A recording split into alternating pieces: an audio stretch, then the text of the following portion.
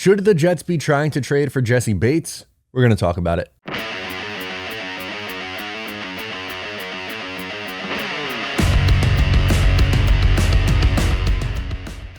Hey, what's going on? I'm Matt O'Leary back with another video, and today we're talking about Jessie Bates as a trade target.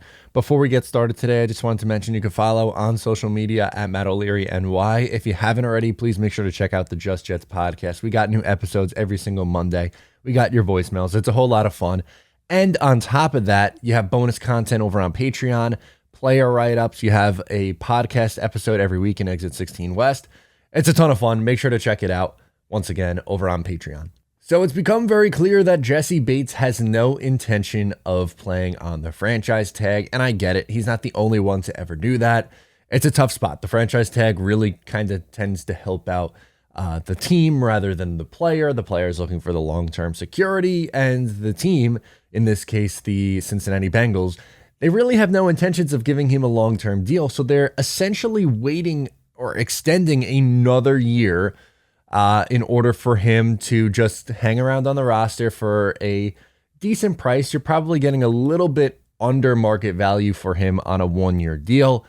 And then they'll move on. They'll find something else. They'll draft somebody, but it's pretty damn clear that they have no intentions of giving this guy a long-term contract. So he is trying to hold out, which, again, I get it. And you could take the Le'Veon Bell route and not play at all.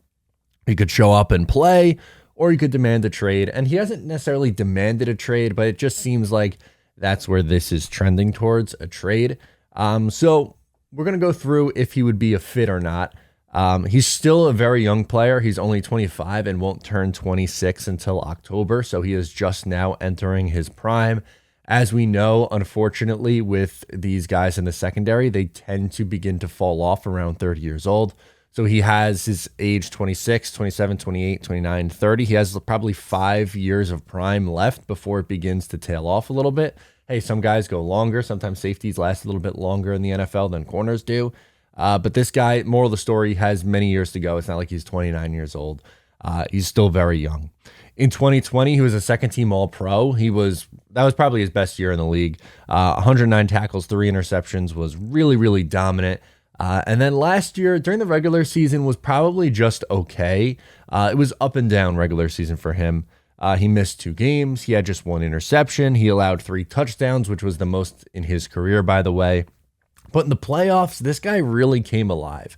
He was excellent in the playoffs, had 2 picks in 4 games, allowed just 4 catches for 33 yards and 1 touchdown.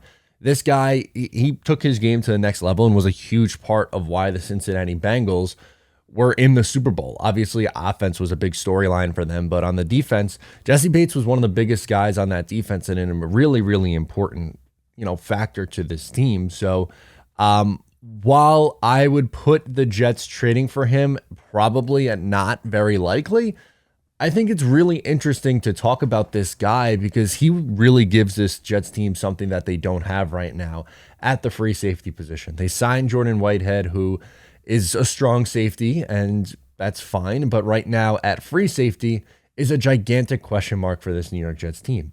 You have Lamarcus Joyner, who is a front runner for this position, who hasn't played the position in a few years. Remember, he started out as a free safety, then moved to slot corner, and then's been banged up.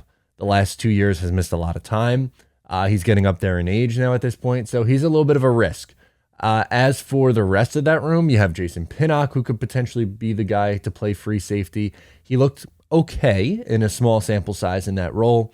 Again, you're basing, if you like him or not, off of a handful of games. So there's a chance that could work out, but it's a little bit risky because he doesn't have this gigantic sample size at the NFL at that position. And then you have Ashton Davis, who has really, really, really struggled his first 2 years in the league. Not very good in coverage, not very good in pursuit. The guy is a phenomenal athlete. He was a track star in college and joined football a little bit later in life. And the raw athlete is definitely there, but he's just struggled football-wise, taking that step to the next level, unfortunately. So free safety is a little bit of a need. The Jets are also in a position where, and I felt this way going into the draft last year where they could trade picks for already established players. Now, I'm not saying over-the-hill players, and we mentioned it earlier, Jessie Bates is someone who is just entering their prime now, has many years, is still young in his mid-20s, not trading for someone who's over 30 and really a guy who you're maybe hoping you have for 1 or 2 years.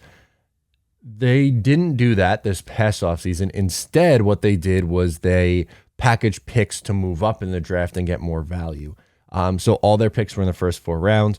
They still ended up taking, I believe, 8 players in that draft. Right? We run through the 3 first rounders, 1 in the second round. Jeremy, 5, 6, 7 maybe. But moral of the story is they still took, a decent sized draft class despite moving around a little bit, which is, more than okay. The Jets are kind of in a spot now in this rebuilding process where they need to get more talent on this roster and they need to start winning some more football games. And again, a young player like Jessie Bates, I think, fits that bill. He's a need. Again, no issue there. But what would it cost if the Jets decided to actually trade for him?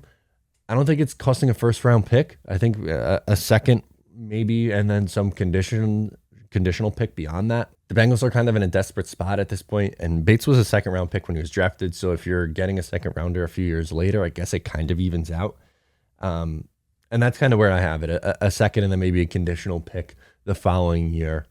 And Joe Douglas hasn't really done that yet. Again, he hasn't really traded a pick, a decent-sized pick for someone who's already an established player. And then you would have to extend him, obviously. You're not trading for him just to have him play on the franchise tag for 1 year and moving on. But an extension is probably going to look like, for instance, I don't think he's going to get the type of money that Marcus Williams got. He got 5 years, $70 million. But could a 4-year, $60 million extension do the trick, which is roughly a $15 million AAV? Probably, with most of the guaranteed money in the first 2 years where you could probably get out of it, which is the Joe Douglas special after 2 years if need be. I don't think that would be the case with someone like Jessie Bates. As I've said multiple times already, he is still a young player and someone who is just entering his prime now. But it's interesting. Again, I don't see the Jets doing this. But number one, it's a position of need. Number two, they've had a ton of draft capital the last few years. It's okay to move on from draft picks in order to try to improve this roster. And then number three, they have the cap space. They have the money to do these kinds of things. And it's a young player. It's just, would they lock in that kind of money to someone who is a safety and a free safety at that?